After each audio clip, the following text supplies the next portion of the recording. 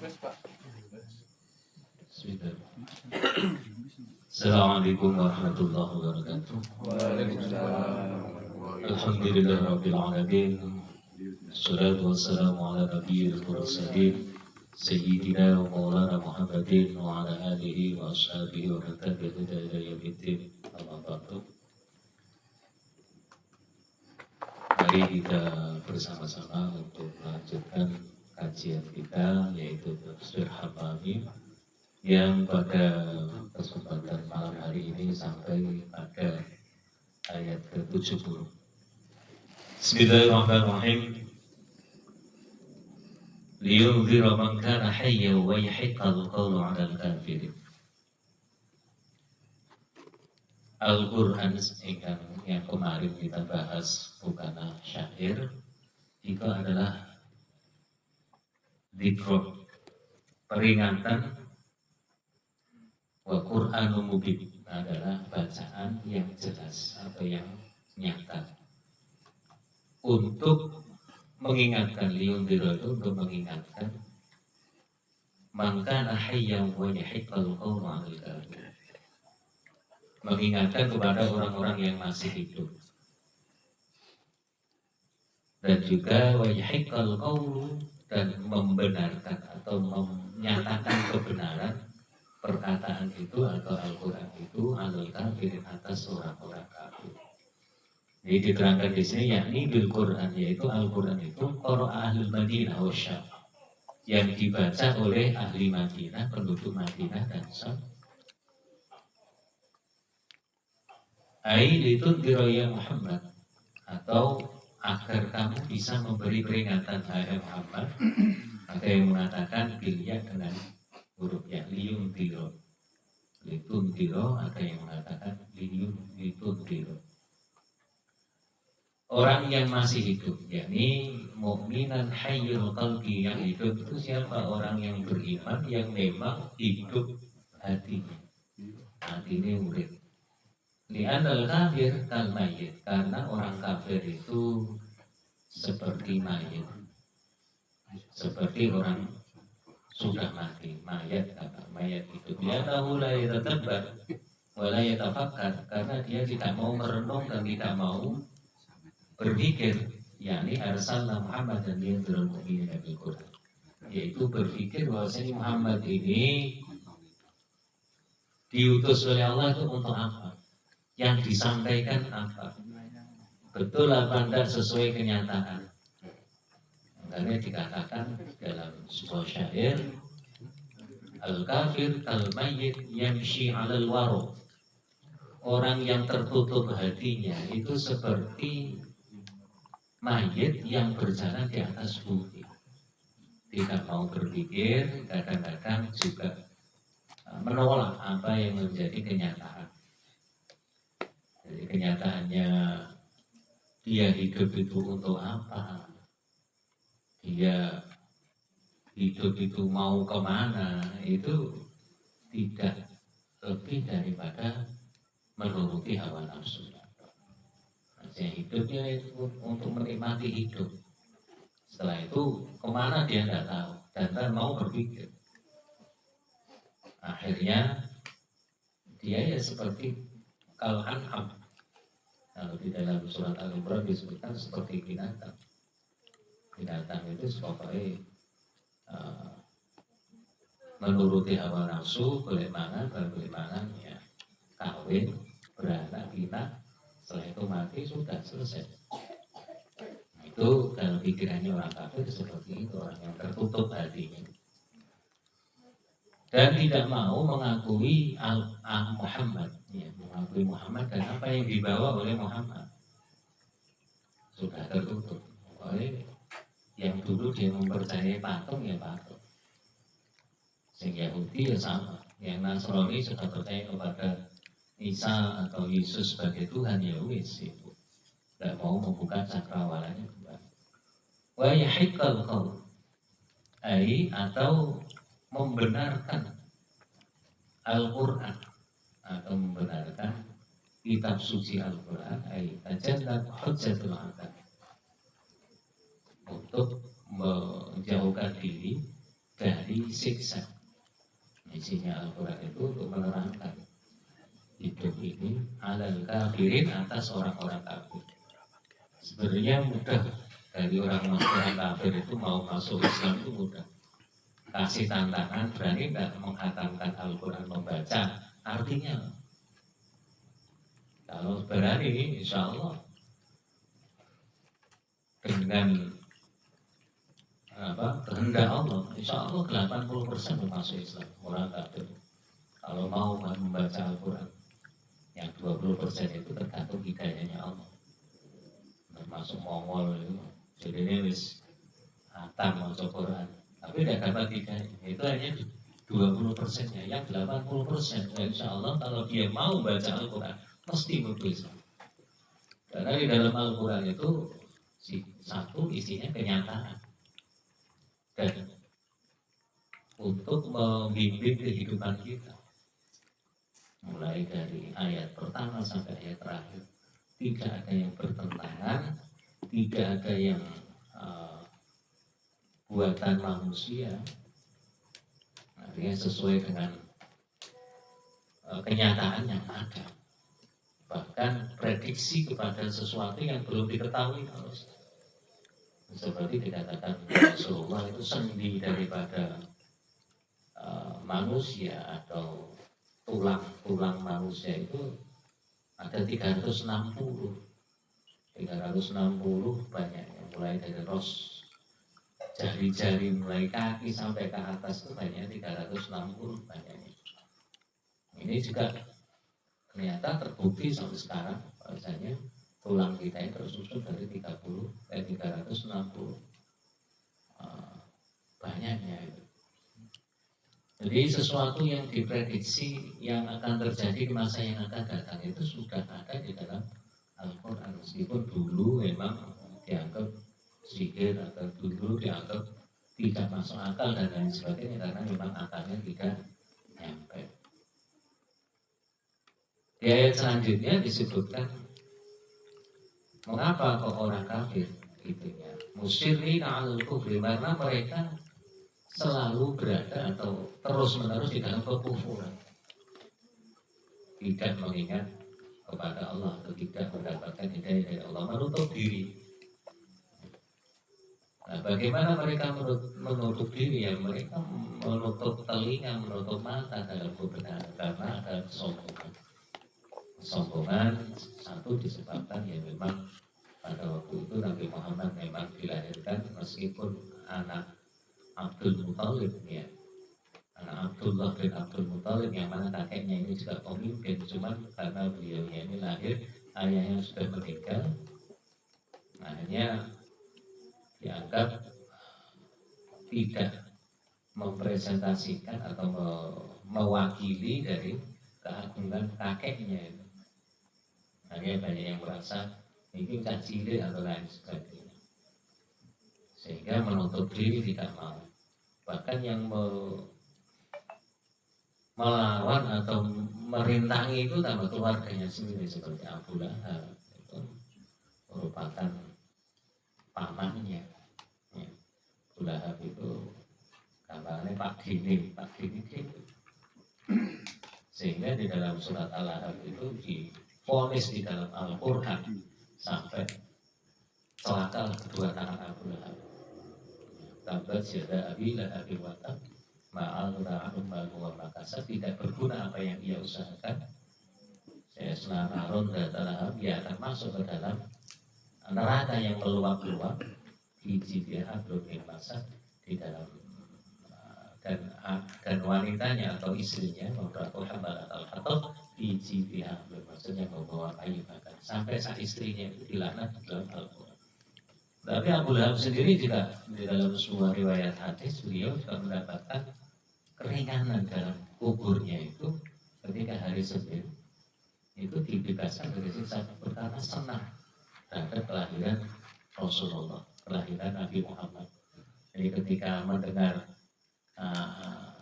adiknya yang sudah meninggal, Abdullah itu mempunyai anak, Siti Aminah mempunyai anak, itu langsung membebaskan budak, diberikan makanan-makanan karena ponakannya lahir.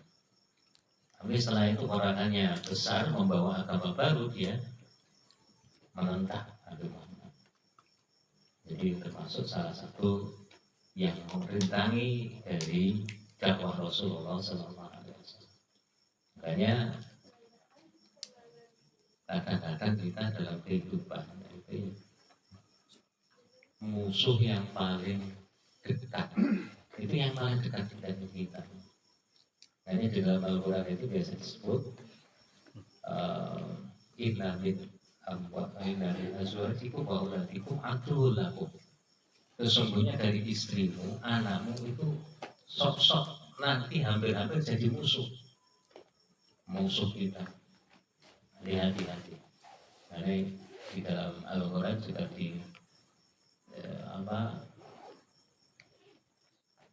disebutkan anfusakum wa ahlikum nar. Jagalah dirimu dan ahlimu dari api neraka. Musuh sebenarnya itu adalah orang yang mengajak kita masuk neraka. Itu musuh sebenarnya. Bukan musuh secara fisik ya, fisik artinya utara, terus cerai. Bukan itu. Musuh sebenarnya adalah setan yang mengajak kita ke dalam neraka. Karena aneh lah kadang-kadang beli bucu pengen cepat sugih. Rasanya dukun mas. Nah ini kan mengajak ke neraka gitu. Kelihatannya ya masuk akal, cuman jalannya itu kan ya. Akhirnya orang loro disarati kalau ngepet. Saya itu kalau gue dilihat ke sana ngilang sukmane, boleh. Itu kan sebenarnya itu musuh. Kalau kita tidak berani melawan hal seperti itu ya kita akan membawa keluarga kita, anak-anak kita ke dalam neraka. Itu dalam konsep Islam seperti itu. Awalam yarau anna khalaqna lahum mimma 'amilat aydina an'aman fahum laha malikun. Apakah mereka tidak melihat bahwasanya kami menciptakan bagi mereka apa-apa yang mereka lakukan aydina dengan tangan kami, yaitu diciptakan an'aman. An'aman itu ternak, hewan ternak. Wahum laha malikun, yang mereka miliki. Ayat ini untuk mengingatkan kita bahwasanya Allah menciptakan semua ini untuk kita syukuri, kita miliki. Kalau dulu kan tidak ada kendaraan seperti sekarang, mobil, sepeda motor, apa saja. Dulu kan adanya unta, sapi dan lain sebagainya. Makanya di dalam Al-Quran yang diibaratkan juga sesuai dengan nikmat pada waktu itu. Jadi orang-orang kafir disuruh berpikir, kamu dapat ini, dapat itu dari mana? Suruh berpikir bahwasanya itu semua adalah ada yang memiliki Allah, yaitu Allah. Ai mimma tawallaina khalqahu, yaitu apa yang kita kuasai dalam penciptaannya. Bi aidina bi ghairi i'anatin ahadin, dengan tangan Allah atau dengan tangan kami tanpa bantuan dari seorang pun. Yakni alam yarul mungkiruna anna khalaqna lahum, yaitu apakah orang-orang yang mengingkari Nabi Muhammad, mereka juga mengingkari adanya nikmat dari sapi, dari kuda, dan lain sebagainya, binatang-binatang ternak.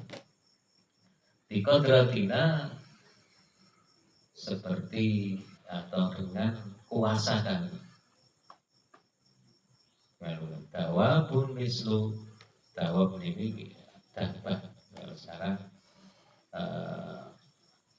binatang-binatang ternak mislal farosi, seperti kuda, ya, wal baghl, itu keledai, himar keledai, wal fil gajah, wal jamal dan juga unta, wal ghanam kambing, wal ma'uz itu adalah kibas, ya, dan lainnya.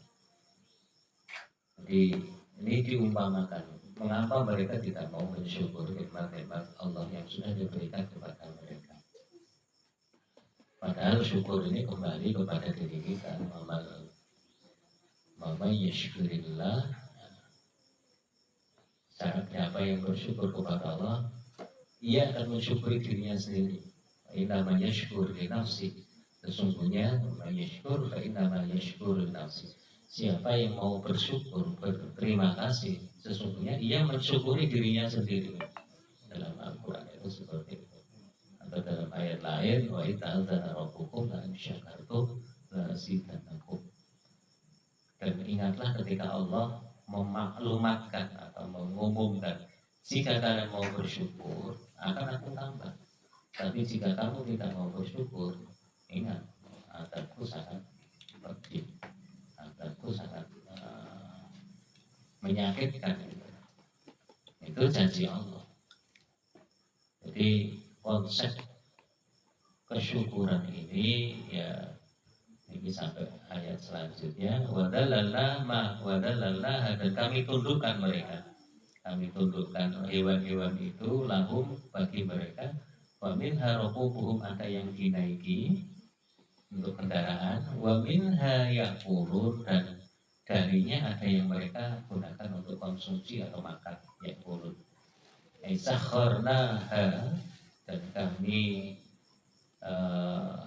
bentangkan sakhar itu, kami berikan hal lahu kepada mereka, banyak miluna alaiha, mereka membawa beban di atasnya, yasuquna, dan mereka memberi air atau membawa air untuk menyiram haitsu sya'u, sebagaimana mereka kehendaki.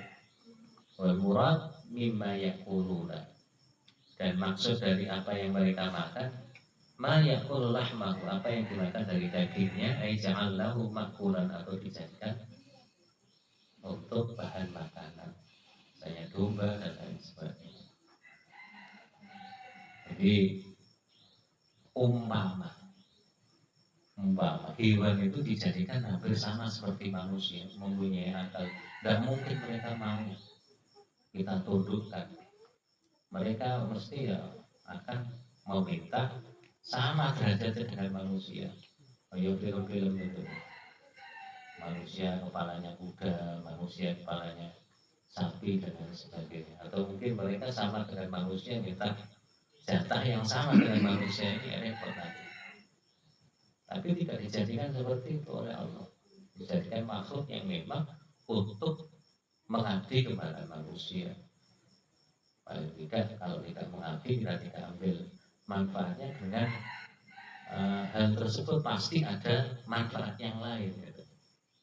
Bahwa hewan orang-orang ini gunanya orang-orang perlu diteliti kok. Nah, siapa tahu nanti diteliti ada zatnya bisa untuk obat apa misalnya. Ambeien. Nggak boleh ngiru ini. Obat apa itu? Jadi seperti mimi itu ya diambil darah birunya untuk kanker. Di Amerika sekarang sudah diambil ya darahnya mimi dan untuk obat kanker atau obat apa. Al-Quran sendiri tidak menyitir.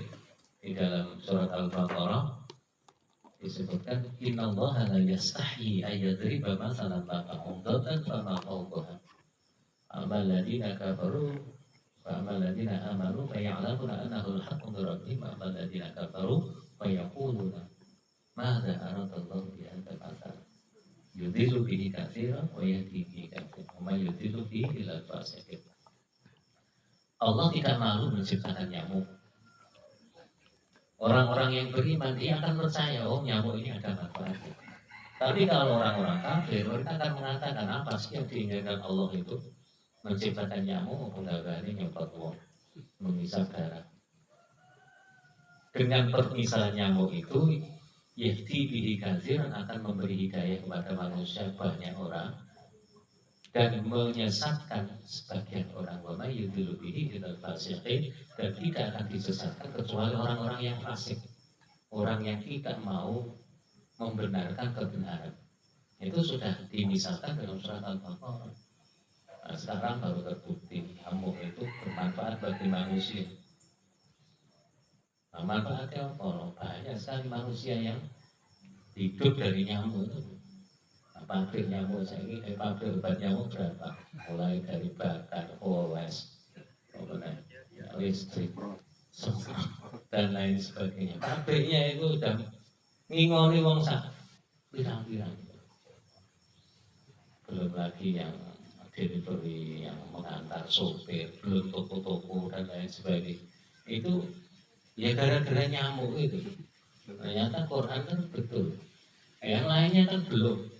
Ini dimisalkan nyamuk saja. Ternyata betul.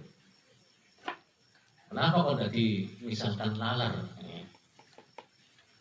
Karena belum terbukti sekarang laler itu belum itu. Tapi di dalam hadis itu ida wujida ataupun bilma, jika ada laler masuk ke dalam bejana air minum, fa'almishu, maka delepno pisan itu. Orang delepno pisan. Karena apa? Di dalam sayap satunya itu ada penyakit, satunya ada dawa, satunya ada obat. Di antara sayap lalar itu ada obat. Nah, ini belum diteliti juga, ada penawarnya. Karena Allah menyatakan itu tidak dawa. Setiap penyakit itu mesti ada obatnya. Tapi obatnya itu belum ketemu itu loh katakan. Ini yang menjadi pemikiran kita, perlu adanya penelitian-penelitian lebih lanjut sehingga apa yang ada di dalam Al-Quran memang betul-betul terbukti. Apa yang ada di Al-Quran itu memang nyata gitu, bukan hanya karangan manusia, tetapi adalah firman dari Allah.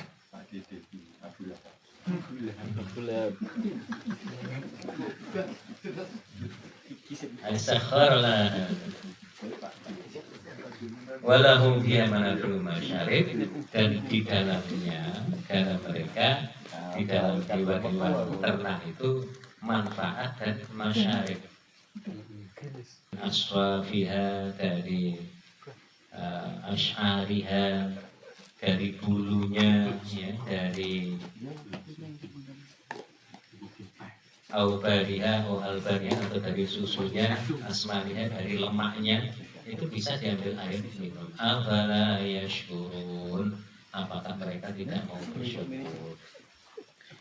Rabbah hadhihi nikmah, dengan bermacam-macam nikmat ini. Jadi intinya ayat ini adalah mensyukuri nikmat Allah. Nah, ini Mas Andi ya syukuran tugas PCX ya. Alhamdulillah, insya Allah syukuri, insya Allah ditambah rezeki. Saya yakin wong sing sering sedekah itu mesti tambah, orang kurang. Tapi nek digegem wae, diwenehi nikmat kok digegem terus wae gak gelem sedekah. Ini sing titip iki lho. Sing gak mau ini.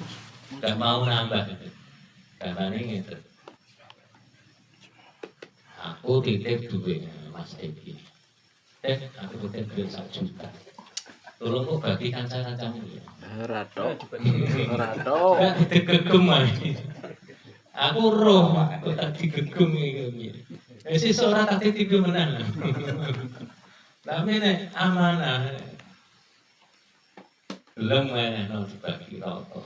Sesuk tak titip maneh. Iki kan bawamu tak tambah. Tamang. Pangeran yo ngono padha wae. Umpama kula panjenengan diparingi rezeki, kok gelem awet. Iki berarti wong sing amanah. Tak titipi sak 5 juta, sing 1 juta disedekahno. Ya. Pangeran akhirnya seneng, oh iki amanah, ternyata tanggung jawab. Besok tak titipi 10 juta. 10 juta kok iso diwehno sedhi sebenarnya ditambah mana terus.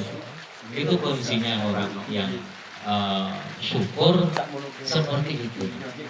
Jadi ini saja sampai ayat ini, intinya tentang tasyukuran pas keadaannya malam ini Sandi syukuran, semoga bisa dilipat gandakan oleh Allah Subhanahu wa Ta'ala. Amin. Tanya jawab melalui Yuk, monggo kalau tanya silakan. Pak Gatot kemarin katanya mau tanya.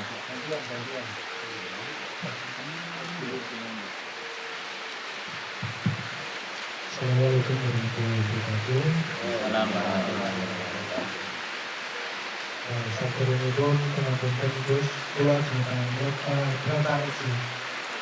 Lebih tepatnya minta petunjuk.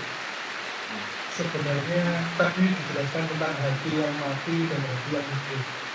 Mungkin bisa diberikan contoh yang lebih mudah diterima.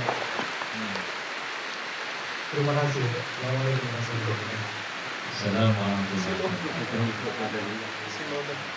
Kalau mau dipun sekatakan atau disebutkan bahwasanya hati yang mati itu ibaratnya hati yang tidak bisa berfungsi normal.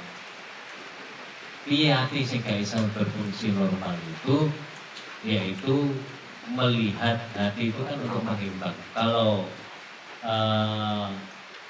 akal itu hanya untuk berpikir menguntungkan apa tidak, menguntungkan bermanfaat atau tidak, itu kalau akal. Kalau nafsu enak apa ora? Enak. Gak enak yo itu. Tapi kalau hati itu benar apa enggak? Bukan berarti yang menguntungkan bermanfaat itu benar itu ya, belum tentu. Tidak berarti apa yang enak itu mesti benar, ya belum tentu. Tapi kalau hati itu cerminan sing paling akhir. Nah ini kalau nggak berfungsi, ya manusia itu ya sangat kecil, nuruti nafsu. Kadang yang pinter ya nuruti akal gitu. Mau gampangan wong korupsi ya. Korupsi suape korupsi kabeh pokoknya. Akhirnya akalnya membenarkan kalau nggak korupsi berarti kita akan dijauhi. Padahal menurut kalau kita tanya kepada dia nggak benar. Nah wis biasa nih gini korupsi wis biasa. Niki hati ini gak dinggo.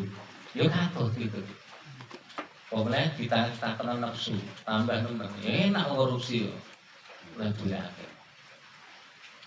Jadi ibaratnya kita punya hati itu di dalam sabda Rasul itu ala inna fil jasadi mudghah fa idza salahat salahal jasadu kullu wa idza fasada fasadal jasadu kullu ala wa hiya qalb. Sesungguhnya di dalam jasmani kita itu ada segumpal darah. Kalau segumpal darah ini baik, seluruh tubuhnya baik. Tapi kalau segumpal darah ini jelek, kabeh sawah itu loh elek kabeh. Ketahuilah itulah hati. Jadi itu adalah hati. Jadi fungsinya itu macam-macam hati itu untuk menimbang ya, melihat yang benar ya. Kadang-kadang ya perlu diresiki hati. Jadi hati itu ibaratnya kayak jasad ini. Tapi bedanya hati dan jasad itu beda banget. Kalau jasmani ya butuh dibersihkan, ya kan? Butuh makan. Jasad ya, pengen jasad tidak mati, ya butuh dibersih, tidak rusuk, diberi makan, ya dikelambeni, ya. Nek loro ya ditobati, 4 itu. Hati juga sama, ya harus dibersihkan supaya nyaman. Wong bersih kan nyaman, enak ya. Wong gak tahu adus, wong itu kan gak nyaman, tapi dia merasa nyaman juga karena ya akale hilang. Ya. Tapi nek wong waras, wong sehat, karena gak adus wong dina mesti gak nyaman. Ya.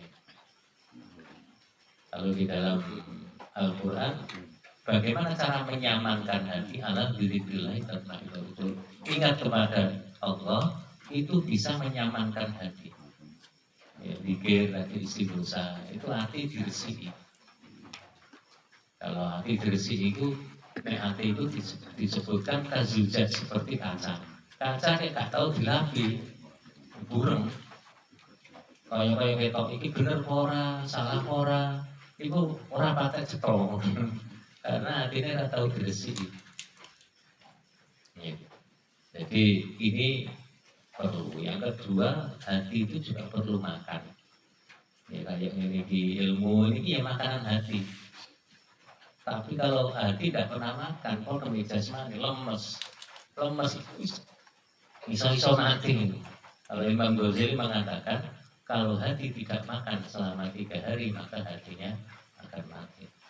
Jadi ilmu itu penting. Semua diwai pokoknya ilmu apa wae itu makanan hati. Karena dengan ilmu kita bisa membedakan mana yang benar, mana yang salah. Wong nek ilmu ya senabrak wae. Nah, apa dia ngombe tua? Ya lah roh tua itu haram karo dia. Soalnya gak ilmu. Kopi, zino. Orang dua ilmu ya itu gak oleh. Makanya seperti ini makanan hati kayak ini. Yang ketiga, hati itu butuh obat kalau sakit. Bedanya kalau jasmani loro, awan dewi sing ngrasakno. Ngeluh tuku bodhe. Ya, loro itu ya sadar. Tapi ini atine loro, iki sing ngrasakno iki tanggane. Kancane. Ana wong sing duwe loro ati. Ketemu wae wis. Rasa-rasa. Berarti wong itu duwe penyakit hati. Sing ngrasakno gitu. Ana wong duwe loro ati sing ngrasakno anak buah ngene iki. Dadi lah sing ngobati iku sapa? Sing ngobati awake dhewe gak iso wong liya. Beda dengan jasmani. Kalau jasmani sing ngobati dokter wong liya. Sing rasa awake dhewe. Makane wong loro jasmani iku cepet-cepet golek dokter, golek obat. Tapi nek loro ati iki tanggane bingung ki obate apa wong iki. Kayak mari-mari lorone ati. Mbok isine dengki, iri, ya, kadang sombong, itu penyakit hati. Sebenarnya penyakit hati itu tambahnya maklum, sabar bersyukur. Ketika dia dalam keadaan kurang, dalam keadaan terhimpit, dia sabar. Sebaliknya sabar itu dibandingkan kalau pengiran innalillahi wa inna ilaihi raji'un. Kita dari Allah kembali kepada Allah. Jadi sandal ya wis. Alhamdulillah gitu-gitu kan saya manfaat senajan loro. Jadi wong larat ya ngono padha wae sabar. Sehingga apa? Penyakit hati gak hilang. Tapi nek dadi wong larat kok gak sabar, isine iri tok ngarani wong tok tanggane sukehan duwe tuyul. Ada loro hati gitu. Tuyul. Penggaweane ana wong terus gak mau paling kredit utang lho. Atine loro. Jadi kurang sabar dalam menghadapi hidup itu kurang sabar. Nah ini diwenehe nak syukur itu sebenarnya sehingga nggak sombong, orang gumedi, orang remeh wong, gak nekan wong liya, tidak membuli yang lain. Itu nek pas ning dhuwur. Tapi nek ra duwe iku ya lara gitu. Ora wong seneng lho atine iki susah. Ini wong ora ati. Tapi nek ana wong susah seneng sampean. Lihat senang lihat orang susah, susah lihat orang senang. Ana wong seneng sampai sedih kok. Iki wong lara ati ngono. Enak ya. Enak ya. Itu penyakit hati. Tambahnya itu tadi. Yang merasakan orang lain. Jadi orang wong duwe lara ati sing krosi tanggane kancane sing wong kaya ngono luput suruh. Yang terakhir hati itu juga butuh baju. Walibasu taqwa dzalika khair. Dan baju takwa itu adalah yang paling baik. Baju takwa itu apa? Mengikuti perintah, menjauhi larangan. Wong nek wis iso ngikuti perintah, menjauhi larangan. Insyaallah wong iki nganggep iku wong paras. Kelambine ya apik. Tapi nek ora tau nglakoni perintah, ya larangan di. Ya kaya wong gitu, wong ora kaya wong. Berarti ra duwe klambi. Intinya seperti itu. Jadi hati yang mati itu ya tidak berfungsi. Akhirnya itu gak bisa untuk membedakan mana benar, mana salah, mana baik, mana benar, sesuai syariat apa enggak itu. Intinya seperti itu. Gitu. Ada yang lain? Enggak? Apa gitu kok?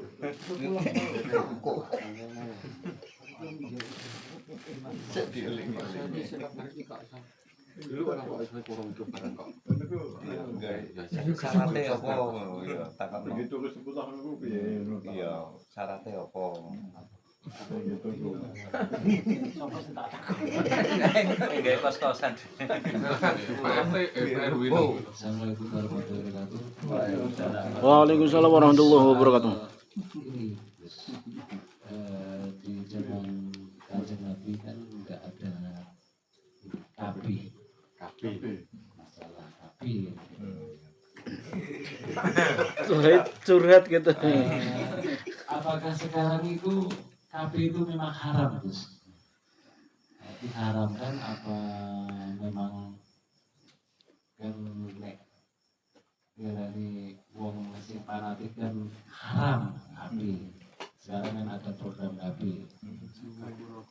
Assalamualaikum warahmatullahi wabarakatuh. Waalaikumsalam warahmatullahi wabarakatuh. Ngenai aku. Jadi kafe itu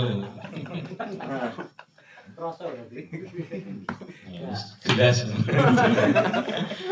mensikapi kafe. Jadi dalam agama itu kalau dulu zaman Nabi belum ada kafe-kafenya ya apa ya istilahnya menunda kelahiran sampai kalau di dalam Al-Quran kan disebutkan dan sapihlah sampai berumur 2 tahun ya. Jadi di susoni sampai umur 2 tahun. Ketika umur 2 tahun itu sudah tidak mengeluarkan air susu, berarti dia dalam keadaan subur. Jadi sebenarnya kabinya dalam Islam itu menata kelahiran 3 tahun. Jadi zaman biar ya seperti itu, kakak saya mulai dari itu tiap 3 tahun dia anak, 3 tahun anak.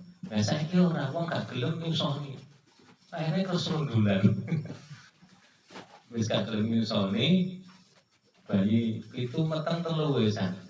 Karena nggak mau nyusun disusun sapi. Jadi KB itu sebenarnya ya ada kalau dalam hukum Islam itu namanya usul fikih. Usul fikih itu menakar hukum Islam itu sesuai dengan manfaat dan mudaratnya. Nah saya ki wong melarat, ya. Wong melarat suka kopen anak-anaknya, itu gawe meteng terus wae. Bisa tahun matang. Ini anak aku akhirnya apa? Anak ini pendidikannya piye, mangannya piye. Ini kan mudarat, bahaya. Nah, sekarang ilmu semakin berkembang. Bagaimana untuk menghilangkan mudarat ini? Hukum Islam kan intinya adalah memberikan solusi. Nah, solusinya ya kabeh itu tadi menunda perkawinan, menunda kelahiran kan begitu. Baik itu secara langsung misalnya sterilkan atau mungkin dengan cara-cara yang lain, dengan kondom, dengan spiral, dengan suntik atau yang lain, itu untuk sebenarnya untuk menghilangkan yang namanya mudarat tadi, bahaya tadi. Tapi kalau memang dia secara materi, secara fisik dia mampu dan untuk kemaslahatan, karena Nabi sendiri mengatakan begini, nikahilah atau angkihul al-wadud al-walud, nikahilah wanita yang cantik atau yang artinya menyenangkan. Sing kedua al-walud, gampang duwe anak. Ya subur istilahnya. Pak ini mubahi bikumul umama yaumal qiyamah. Kata Nabi, sesungguhnya saya ingin membanggakan umatku nanti pada hari kiamat. Iki lho umat wakeh.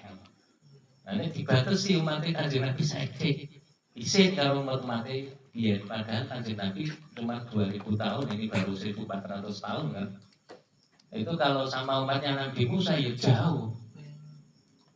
Nabi Musa itu sebelum Masehi, 3 Masehi sebelum Masehi itu kan ya banyak gitu. Jadi Rasulullah mengatakan seperti tapi umat sing piye gitu loh. Al-Wadud tadi. Al-Wadud itu yang gampangannya yang dicintai itu sing kualitas itu. Yang berkualitas. Makanya kiai anaknya akeh soalnya apa? Ngimbangi gitu. Ngimbangi. Nah. Kualitasnya maksudnya itu berkualitas itu bukan dalam arti itu loh sugih, pintar, enggak, tapi manut taat kepada Allah. Itu maksudnya maksud berkualitas itu. Jadi ini kiai itu lah mampu didik anaknya bisa jadi wong apik ngono lho maksudnya. Nanti nek wong biasa mudorote wis gak kopen terus anaknya akeh wis gak belum sembahyang ini ya memalukan Nabi nanti. Jumburis kan. Orang kok masalah jumburis ngono. Orang belum sholat ya. Artinya memalukan Nabi. Mau mlebu neraka Nabi terus roh mati akeh sing mlebu neraka kan ya isin tetep. Nah, ini pertimbangan-pertimbangan seperti itu. Ya menurut ulama KB itu boleh asalkan dalam arti dia untuk mengurangi permasalahan itu. Yang tidak bermasalah ya monggo punya anak banyak. Orang yang baik, orang yang mampu, orang sing sugih. Wong sugih anake siji tok. Mati bisa iku royan dulur-dulur donyane. Wong sugih mestine anake ya rada akeh supaya apa anaknya nanti bisa berkembang dengan baik gitu. Didukung dengan dana atau dengan itu. Jadi wong sugih ya kudu ya ngerentengi rondo-rondo itu lah. Tanggung jawab kudu nek saya itu nek mandeng sugih itu tuh tanggung jawab tanggane rondo-rondo. Makanya dalam Al-Quran kan begini. Oh, 3 tahun serahkan negara. Dalam Al-Quran ini bunyinya begini. In khiftum alla ta'dilu bil yatama fankihu ma qabalakum minan nisa'i masna wa sulata wa ruba. Jika kamu takut khawatir tidak bisa adil kepada anak yatim, maka nikahilah 2, 3 atau 4 kan begitu ayatnya. Tapi kadang-kadang itu sing dijupo itu fankihu ma qabalakum langsung nikahilah 2, 3 atau 4. Ayat sebelumnya enggak dijupo. Artinya apa? Nek niat poligami urusi yatim itu maksudnya rondo sing dianak cilik itu. Maksudnya Al-Quran itu memberikan itu. Kalau kamu tidak bisa adil kepada yatim, apa yang kayak santunan juga kadang setahun bisa, ya kadang ngenteni opo. Nek pengen adil, golek rondo sing dianak cilik kawino ngono lho. Itu sebenarnya maksudnya itu seperti itu. Supaya apa? Nulungi gitu, nulungi.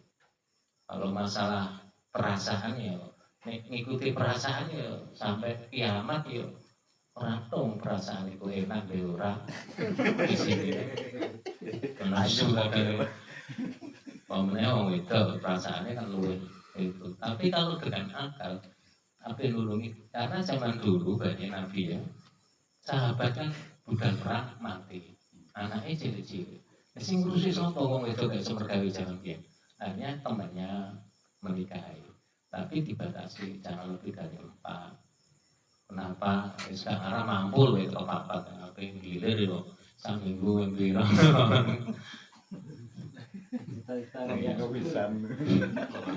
Jadi itu ya.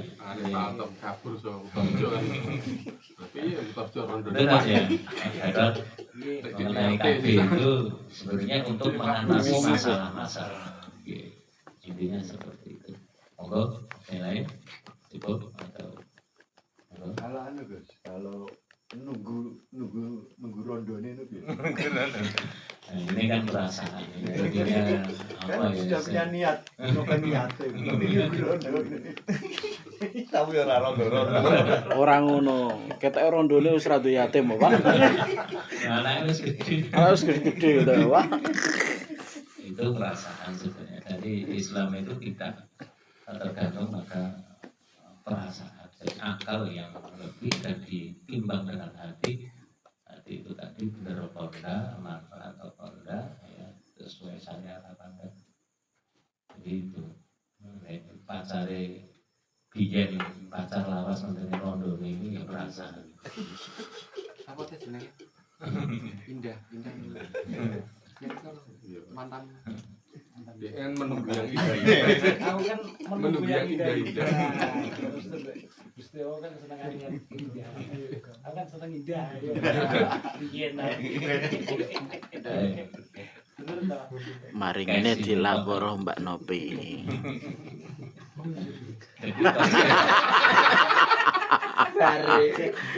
Rasane podo. Iki bolo. Potong pas mau tak ya. Kirim mau. Iya ta. Biyen nek. Dek apa dek? Dek. Tak apa. Oh, tak apa ora patok jodoh-jodohku iki piye Pak? Apa Perbedaan mbokmu dan mbokmu apa? perbedaan uminem be. Boem. Cukup. Nggih. Kita tutup nanti dengan doa. Al-Fatihah.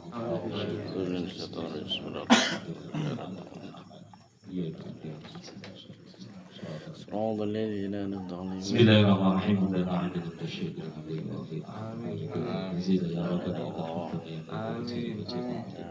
اللهم صل على محمد صلاة تبلغنا بها جميع حاجاتنا وخصوصا حاجات الحسنة اللهم صل على محمد صلاة تحصل المقصود اللهم صل على محمد صلاة تيسر الأمور عندنا اللهم سلمنا وسلم ديننا وسلم دنيانا وسلم آخرتنا وسلم كل شيء علينا اللهم إنا نسألك علما نافعا ورزقا واسعا على كل موجود اللهم انفعنا بما علمتنا وعلمنا بما ينفعنا اللهم تقبل وأوصل وبارك جل وعلا القرآن إلى جميع القبور المسلمين والمسلمات والمؤمنين والمؤمنات سبحان الله Bapak Meci dan Bapak itu suatu suci anak saya di situ sekali suci suci yang berkata di depan dan putih Allahumma firman marhamu ma'afi ma'afan wa'ajajah Allahumma inna nas'aluka afa'adha Allahumma inna ala dhikrika wa syukrika muslimah dari Rabbana antina bila tukarabahina bila rasyada Rabbana antina fitnya sa'atil arad dan sa'atil wakil alaihina بفضل سبحان ربك رب العزة عما يصفون وسلام على المرسلين الحمد لله